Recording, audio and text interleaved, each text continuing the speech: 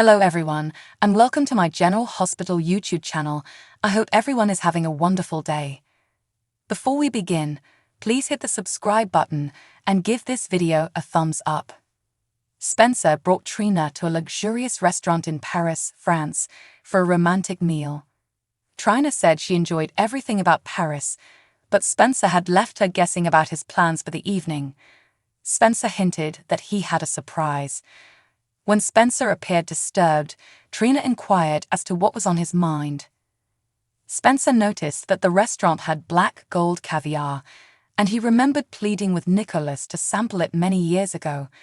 Spencer expressed hope that Ace will grow up to be more grounded than Spencer. Trina suggested that Nicholas had learnt a lot from watching Spencer. When Spencer stated that he did not want to ruin his and Trina's night, Trina expressed her desire to hear Spencer's experiences and share in his difficulties. That's what couples do, Trina explained. As he reached for Trina's hand, Spencer joked that he was still getting used to being in a healthy relationship and that Trina would have to be patient with him. Of course. I love you, Trina stated softly. And I love you, Mademoiselle Robinson, Spencer said with a little French accent. When supper arrived, Spencer informed Trina that he wanted to find out what his love was while the couple was in Paris, and he suggested cooking. Spencer recalled his last visit to Paris before returning to Port Charles in the summer of 2021, and he regretted wasting so much time with his rage against Nicholas and Ava. Trina observed that Esm had enabled and fueled Spencer's rage, as well as manipulating him. Spencer expressed relief that he and Trina had been able to put Esm behind them. Trina stated that Spencer had not earned what Esm had done to him. How do you do this? You're incredibly supportive. You are really sweet, and you're really hot. You inspire me to be better, Spencer added. Well, I think you're pretty amazing, Trina answered. Spencer complimented Trina, but noted that there was still room for improvement. You'll get there, Trina reassured. After dinner, Spencer prepared to accompany Trina out of the restaurant. Thank you, monsieur. Where are we going? Trina asked. The rest of our lives, Spencer replied confidently as he clasped Trina's hands. Kevin told Laura in his hospital room that Esm had knocked him unconscious. Laura quickly broke down in tears over Esm, claiming that she was a fantastic mother. Laura indicated that Nicholas was fully responsible for Esm being pushed over the edge after she regained her memory. Kevin stated that he assumed Esm would have gone in search of Nicholas rather than traveling to Toronto. Detective Bennett entered to record Kevin's statement. During the interview, Kevin remembered finding Esm with the invader's business credit card. Laura called Alexis to request a visit. In Toronto, Dante, Chase, and a Canadian police officer were invited into Maggie Fitzgerald's apartment, Esm's old nanny.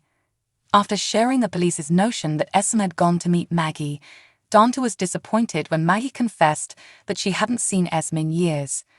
Dante recalled that the police had received a letter allegedly written by Maggie to Esm, inviting her to visit Maggie in Canada.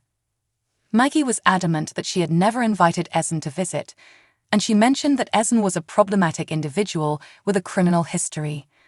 Chase returned after searching the flat and confirmed that there was no evidence that Esm had ever been there. Dante inquired whether Maggie had any idea what Esm might be. In her most recent letter with Esm, Maggie stated that Esm was determined to reconcile with her family. Dante and Chase stepped out of the room to plan where Esm would be. Back in Kevin's hospital room, Alexis discovered through a transaction statement that Esm had booked a flight to Paris using the invader's business credit card.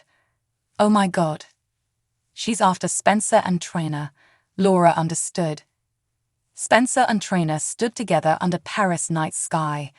Spencer hugged Trina while they gazed up at the stars together. Take everything in, Trina. It's all for us, Spencer murmured, kissing Trina on the cheek. I can't believe this is actually happening, Trina exclaimed as Spencer wrapped her in his arms. Spencer asked Trina if she was prepared for their next surprise.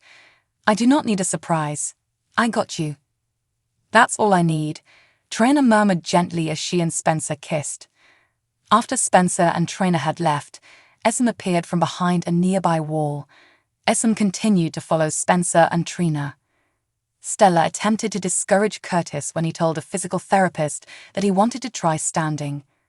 Curtis stood on the handlebars and attempted to walk, but he swiftly sank backward into his wheelchair. Stella requested a private meeting with Curtis' physical therapist, who explained that attempting to stand so soon had been a mistake. Stella persuaded Curtis not to give up. Portia entered and announced that Kevin was awake. Curtis inquired whether Portia had learnt anything about Esme's whereabouts.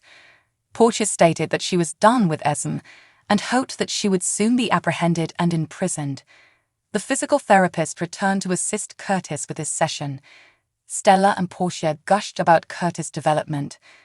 Alexis and Tracy went to court with Elizabeth, Martin, and Gregory to support and reassure Finn. Tracy stated that Finn was such a good doctor. Elizabeth claimed that Finn had been used as a scapegoat. During the court recess, Mrs. Muldoon approached Finn and explained that the malpractice claim was her husband's idea. Later, Elizabeth, Tracy, Martin, and others persuaded Finn to charge Mrs. Muldoon with fraud. When the court reconvened, Martin urged Finn for a judgment. Tune in to learn out about all the drama in Port Charles. There will be a lot going on at General Hospital during the week of February 5 to 9, 2024. It implies that the village mourns for a lost son while others plot revenge. Tune in next week to see all of the action at Port Charles. Curtis had his first physical therapy session, which Stella interrupted. Finn struggled to save his own skin at the expense of the woman and her family who was suing him. Spencer and Trina had a romantic meal while in Paris. Dante and Chase set out in Toronto in search of Esme.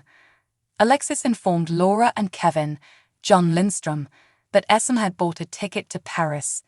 Later, we discover she has come. Tracy met with the lady suing Finn. Diane soon reported that her client intended to drop the lawsuit. Curtis and Portia assisted Laura in rescuing the children from Esme in Paris. Spencer discovered Esme, a crew member, unconscious and bleeding. Esme discovered Trina in a stateroom. Jordan and Anna questioned Brennan. Ava informed Sonny that their daughter was confused about his connection with Nina, so he spoke with her. Later, Dex informed Sonny and Ava about a threat he discovered. Lois apologized again to Olivia, but it wasn't until they faced Nina that Olivia appeared to forgive her best friend.